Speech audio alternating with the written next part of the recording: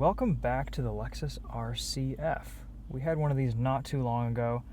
This we are in today is a 2020, however, and there's a few updates. They've added 5 horsepower, changed some intake routing, kind of adjusted the suspension a little bit. I can't really tell too much of a difference between this and the 2019. I'd have to drive them back to back.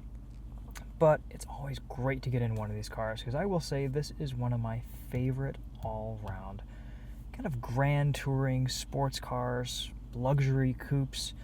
It really hits a really nice mark, and I've always kind of thought of this as the Japanese reliable E92 M3. And this year they've added Apple CarPlay, some other good things. And at $65,000 starting price, this represents pretty good value. This has some options. It's got some, carbon fiber bits and color packages and exterior bits, and the price is insane. It's $89,000. But there are some options like the torque vectoring differential for $1,200, which are probably worth it. This represents a pretty good used value too. These RCFs are getting pretty low, $36,000, $40,000. You can find these pretty commonly in that range for 2015s with 30, 40, 50,000 miles on them. And it's a Lexus. So you get reliability, you get comfort, you get no interior rattles. Let's go for a drive in this thing. We'll walk you around. We've got some new colors here for 2020. And Lexus always kind of makes some interesting decisions on the spec of these cars. I'm not too crazy about the white leather and the yellow exterior, but overall I will say this thing does look the business. New forged 19-inch alloy wheels, again with the weird color combination with the orange and the yellow, but that's okay. Classic proportions. You can see here we've got carbon fiber on the front, some reworked headlights, new front grille. I think the grille's new. 472 horsepower, 398 pound-feet of torque, made it to a 8-speed automatic transmission. I've kind of done some blacking out to the taillights too. Just a little refresh. Nothing major. This is still the same car it's always been. And I will say it's one of my favorite cars in this class. This 5-liter V8 is just fantastic. It's super comfy when you need it to be. And then when you want to get some performance out of it, it just sings. It has the perfect combination of intake and exhaust note. Even has a relatively usable back seat. Sat behind myself at 5'10". I have an acceptable amount of room back here. This isn't as tight as like a BRZ FRS. A little bit of headroom if I kind of scrunch down a little bit.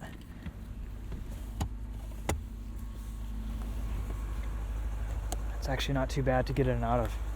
Definitely usable back seat. You guys have seen under the hood, but I'll show you one more time. I always appreciate that Lexus adds some flair to the engine bay.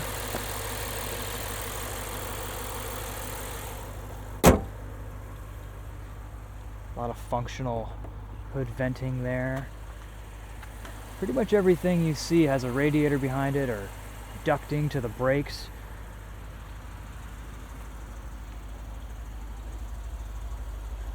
Alright, let's go for a drive.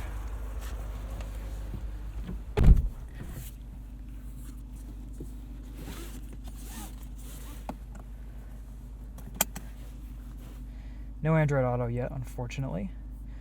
But with this touchpad, once you get used to it, it's actually pretty good to use. And you can quite easily navigate around, and with Apple CarPlay, this is all you need. The more I've used this Lexus infotainment with this touchpad, the more used to it I get, and the more livable it is. I think it would take you a week or two to really feel comfortable with it if you own this car, but it's no longer a deal breaker for me.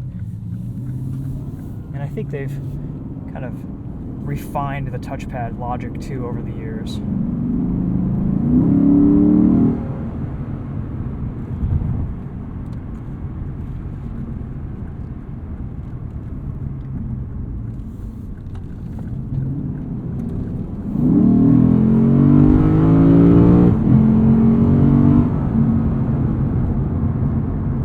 You get into this RCF and drive it with all these new dual clutch gearboxes and ZF 8-speed autos, and this gearbox can feel a little bit rough and old school in some respects, but it has a really nice split personality.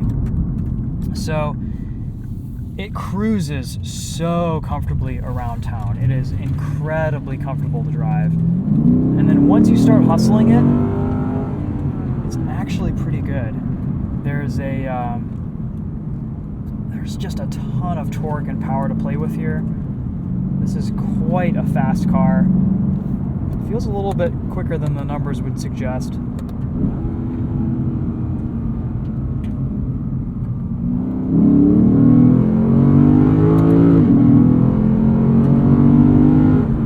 God, it sounds good. Brake pedal feels on point. Downshifts are perfectly matched. You get a little bit of a lurch and a kick in your backside when you shift this.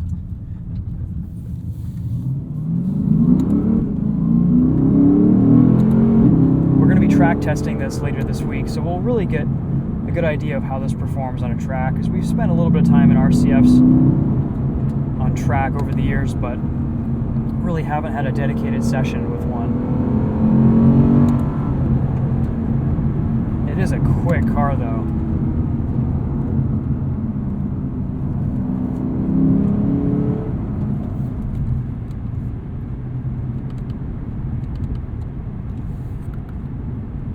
You get radar guided cruise control and lane departure assist. It kind of will bounce you back and forth between the lines and give you a little bit of vibration in the steering wheel. But where this RCF shines is on the daily drive, the daily commute. It is so smooth, so refined, incredibly comfortable. The ride quality is perfect. And you just get that extra amount of sportiness to this that makes it a really enjoyable car to drive and live with. And it has the capabilities on track to thrill you, and it can handle a track day pretty easily. Power band is great. It has a ton of torque. It's just a satisfying car to drive, and I think it would be a really, really nice car to own. New prices on these, I think, are a little bit out of hand, but you could pick one of these up used. You could kind of just go for the base model, and you get a lot of good options at that price as standard features. And you can do without, the fancy colors and the special leather and the stitching and the carbon fiber, and just have a really nice driver's car. This Mark Levinson is also fantastic. Great sound system. We'll do a sound test at the end of this video.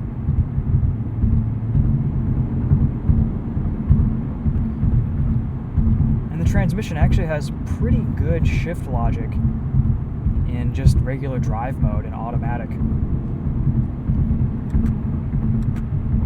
Throw it into Sport Plus here.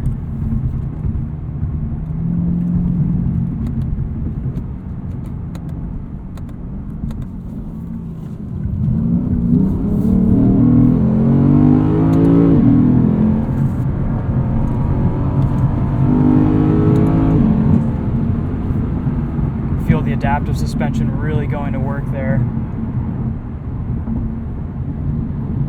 This car stiffens up so much.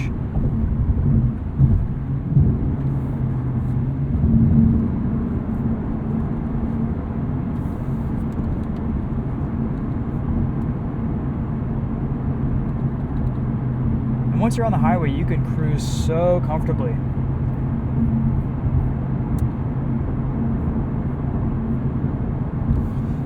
The way everything is laid out in this cabin, I will say this is probably a little bit of a dated interior at this point.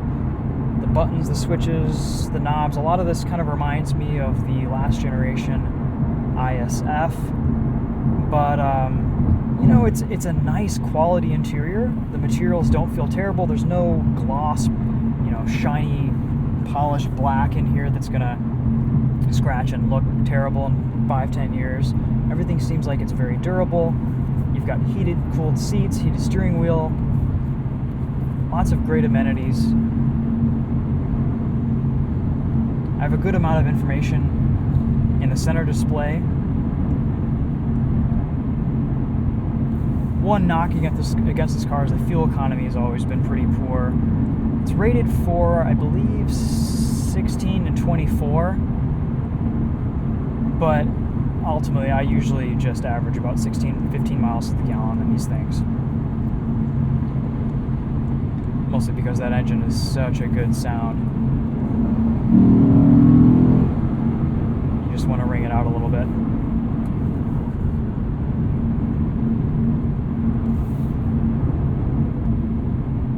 And also last year we had the opportunity to drive the RCF and the GSF back to back. And I always thought I preferred the GSF, but after kind of looking back on my time in the two cars, this RCF really just kind of won me over a little bit more. It's a little bit smaller, slightly more aggressive to drive. It has slightly better dynamics, you know, a little shorter wheelbase. Brake pedal feel is fantastic in this RCF. The GSF, the pedal's a little squishy too, and this RCF, it's just perfect. You have a great amount of bite, but also a balanced pedal feel that gives you good feedback.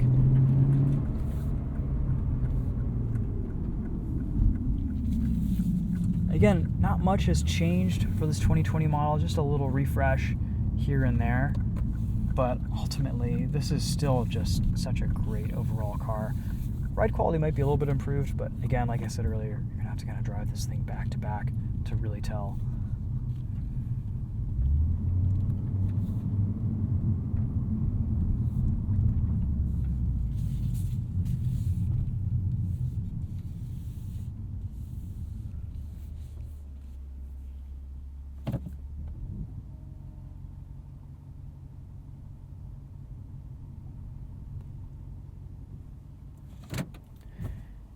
And to be honest, this is probably Lexus's, or one of Lexus's last V8 sports cars.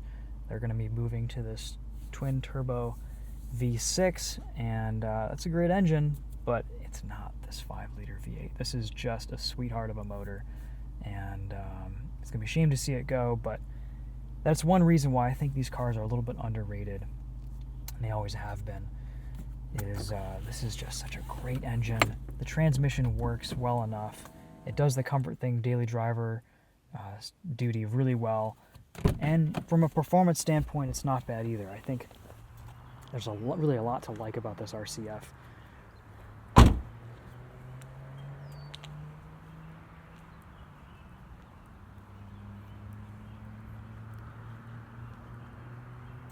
May pick one of these up someday. This would be just a really nice daily driver performance coupe. I think I'd probably prefer this to some of the German options, definitely over the BMW M3, M4. This is just a lot more refined to drive. It would be a hard decision though between this and a C63 AMG, because that is a phenomenal car. But again, that's getting a little bit more expensive. So depends on what your priorities are. Alright guys, well that'll wrap it up for this one. Thanks for watching. Let me know if you have any questions in the comments. We will see you guys in the next video. Take care.